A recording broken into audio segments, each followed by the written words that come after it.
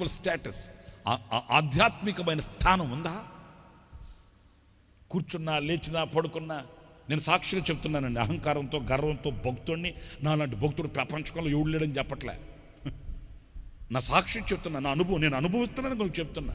ఒక్కొక్కసారి నేను ఉదయాన్నే నిద్ర లేకగానే ఏదన్నా ఒక మాట కానీ ఒక పాట కానీ మనసులో మెదిలిందంటే మరలా రాత్రి ఆదమర్చిపోయి నిద్రపోయేంత వరకు అదే మాట అదే పాట గుండెల్లో రీలోడ్ అవుతానే మారుమవుతానే ఉంటుంది. అవును, ఒక్కొక్కసారి ఎంత పరవశించిపోతుంటేనో ఉదయాన్నే లెగగానే ఏదన్నా ఒక పాట మాట దేవుని వాక్యం మనసుకు వచ్చిందనుకో, ఒక పాట మనసుకు వచ్చిందనుకో, ఇక ఆ రాత్రంతా పగలంతా ఏం పని చేస్తున్నా, సేవ చేస్తున్నా, డ్రైవింగ్ చేస్తున్నా, లేకపోతే ఇంకొకటి ఎక్కడికి వెళ్ళినా ఆ పాట ఆ మాట గుండెల్లో ఏముంటుందండి, వినబడితేనే ఉంటుందండి. ఇక అదే ఆ మాటే ఆ పాటే ధ్యానించుకుంటూ నాకు శక్తి అది, నాకు బలం అది, నా ఎడల దేవుని గొప్ప కార్యములను నేను చూచే విధానం అది. ఇంకా ఒక మాట నా సాక్ష్యం చెప్పనా, ప్రతిరోజు నాకు ఒక క్రొత్తదైన నూతనత్వమే. ఆ మాట నేను కృతజ్ఞుడిని పాటలు కూడా పెట్టుకున్నా.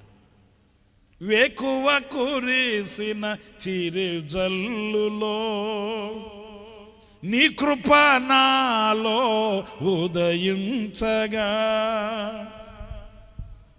పొంది తినెల్లో ఉపకారములు నవనూతనమే ప్రతిదినము నవనూతనమే.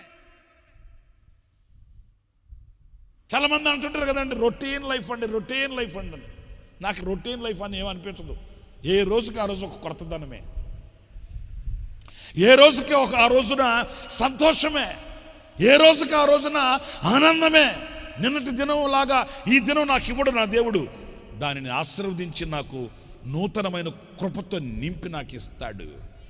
అది నాకు ఆనందం. స్తోత్రం కలుగుగాక. ఏ నాటికి ఆనాడు ఒక నూతనమైన దివ్యమైన ఆనందం, దివ్యమైన సంతోషం. నిన్నటి దుఃఖం, నిన్నటి ఆవేదన, నిన్నటి అనుభవాలు ఈ రోజుకి మరలా అవి నన్ను వెంబడించవు. ఎందుకంటే నా దేవుడు నన్ను ఒక నూతనమైన మార్గంలో, నూతనమైన దివ్యమైన సందేశం చేత నా గుండెను నింపుతాడు. హల్లెలూయా చెప్పాలి, హల్లెలూయా. ఉదయాన్నే ఆయన సముఖములో లేచి, ఆయన సముఖములో హర్షించి ఆనందించి పడుకునేటప్పుడు